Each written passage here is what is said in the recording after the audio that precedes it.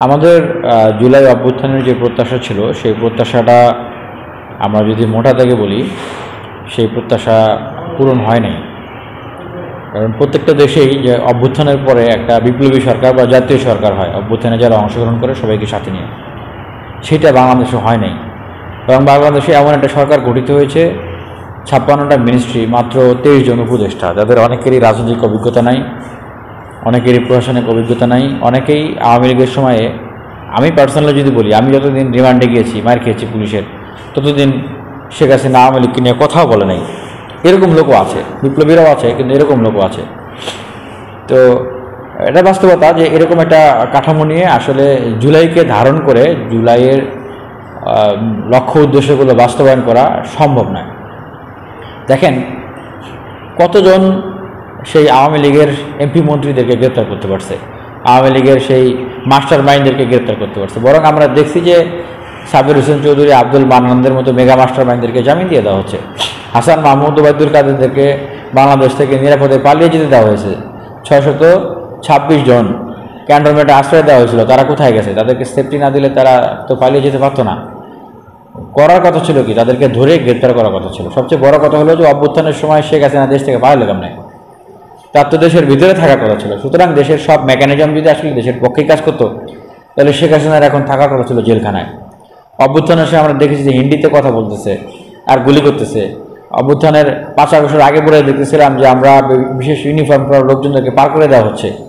তাহলে যারা এসেছিল তাদেরকে তো পার করে দেওয়া হয়েছে, কিন্তু যারা পার করে দিয়েছে তারা কি দেশ থেকে চলে গেছে? তারা তো দেশের বিভিন্ন মেকানিজমের ভিতরে রয়ে গেছে। তাহলে তারা কি দেশের অভ্যুত্থানের পক্ষে কাজ করতেছে, কাজ করবে না? তাহলে এখন আমরা যদি চিন্তা করি, প্রশ্ন রাখি যে এই অভ্যুত্থানে যারা শহীদ হয়েছে তাদের তালিকা কি রাষ্ট্রীয়ভাবে এখনো চূড়ান্ত হয়েছে? আহতদের পুনর্বাসন বা তাদের চিকিৎসার বিষয়টা তো এখনো পুরোপুরি করতে পারে নাই। শহীদদের পরিবারের পুনর্বাসন হয়েছে, হয় নাই। কোন জিনিসটা হয়েছে আমাকে বলেন। এই যে সংস্কার করবে বলে বলা হচ্ছিল, কোন কোন সংস্কারগুলো মানে তারা করতে পেরেছে বা বাস্তবায়ন করতে পারবে বলে আপনি মনে করেন? ঐকমত্য কমিশনের মিটিং হচ্ছে, চা নাস্তা খাওয়া হচ্ছে, সারাদিন গল্প গুজব হচ্ছে, বিতর্ক হচ্ছে, কিন্তু আসলে কাজের কাজ কে করবে, কিভাবে হবে?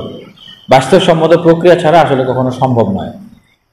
তো সেই জায়গা থেকে আমরা আওয়ামী লীগ নিষিদ্ধ করার জন্য আমরা আন্দোলন করতে হয়েছে, আমাদেরকে ছাত্রলীগ নিষিদ্ধের জন্য আন্দোলন করতে হচ্ছে। এগুলো তো অটোমেটিকলি সরকারের কথা করার কথা। জুলাই সনদ নিয়ে আমাদেরকে কথা বলতে হয়, আন্দোলন করতে হয়। জুলাই সনদ কেমনে করবেন? যারা শহীদ হয়েছিল, আহত হয়েছিল, তাদের দিয়ে তো জুলাই সনদ শুরু হবে। তাদের নামের তালিকা তো তৈরি করতে পারেনি। আপনি দেখেন বাংলাদেশের যেই ব্যবসায়ীরা বলেছিল যে জীবনও শেখ হাসিনার সাথে আছি, মরণও শেখ হাসিনার সাথে আছি, সেই ব্যবসায়ীদের কতজনকে শাস্তির আওতায় আনা হয়েছে? শেখ হাসিনার ভ্যানিটি ব্যাগ ছিল তারা, তাদেরকে তো আবার পুনর্বাসন করা হয়েছে। যে মিডিয়া হাউসগুলোর যে মাফিয়ারা মানে শেখ হাসিনার পক্ষে মানে সবচেয়ে বেশি মানে ন্যারেটিভ তৈরি করেছে, গুম হত্যাগুলোকে ধামাচাপা দিয়েছে, তাদের কতজনকে চিহ্নিত করে আসলে শাস্তির আওতায় আনা হয়েছে?